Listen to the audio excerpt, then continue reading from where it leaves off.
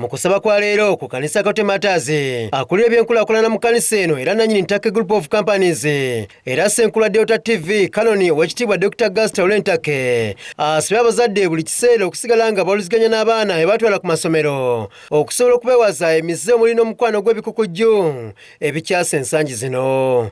Abazadde mulike nnyo okuva ku buvoomu n'essimu ze tubadde tukubanga teziriiko, naye abaana bagenze ku ssomero, mwawulidde essomero eryayidde, tojjaako kati oba okuba essimu ng'omwana omufunyi okwogerako naye. Agamba nti abazadde kati bakyuse mu ebyo bye babuuza abaana buli bwe bakubira ku masimu okugeza sukaali aweddewo, era babategeeze nti mu Ebisiyaga temuliimu kalungi n'akamu. Tosooka kumubuuza oba kulabu yaweddewo oba kakutimane yaweddewo, mubuuze waliwo ekikutuuseeko, waliwo akugamba byotategeera.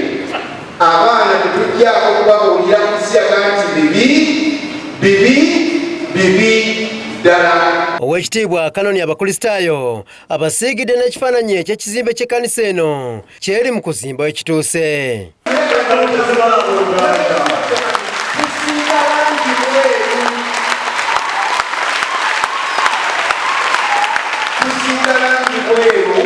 Ate ababadde batulambulako sayidi y'emmanju abadde tekubiddwa kibaati, naye ng'eriyo obuyumba bannaffe abaali batuddemu nga bagira abayikwatawo nga webakolera.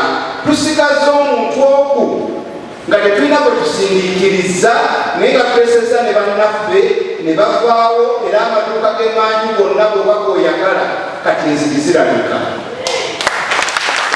Ye omwawula ekkanisa eno Frederick Lubega ajjukiza abakristaayo obukulu bw'okuwaayo obweyamo.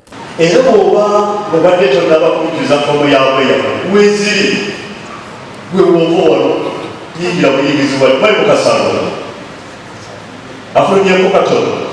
Mu ngeri emu akubiriza abakristaayo okunoonya ekkubo eggolokofu nga balwana okulaba nga tebawangulwa bintu ng'ebisiyaga ssaako ebyefaananyiriza okubuzibwawo kw'amabaati ag'ekkalamojja. Wabaddewo n'okusonda ssente zinaagula ekirabo eky'omulabirizi Luwalira n'atera okuwummula obuweereza bwe. Abakebezi mujje tutambule tunoonye ku ssente zino, okunoonya abeetegese abatalina kye beetegese, waliwo abeesuubiza zonna tuziteeke muno, ssente zino zijja kuŋŋaanyizibwa era zibalibwa bulungi.